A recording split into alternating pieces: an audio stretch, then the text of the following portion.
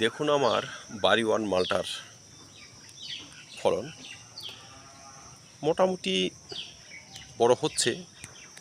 তো যেহেতু এই বছর অত্যাধিক তাপপ্রবাহ হয়েছে, ফলের সাইজ খুব একটা ভালো এখনও হয়নি। আমি সাধ্যমতো পরিচর্যা করে যাচ্ছি, পটাশিয়াম ফসফরাসযুক্ত খাবারের সঙ্গে মিশ্র খাবার ব্যবহার করে যাচ্ছি। দেখি কেমন হয়, আশা রাখছি ভালো হবে।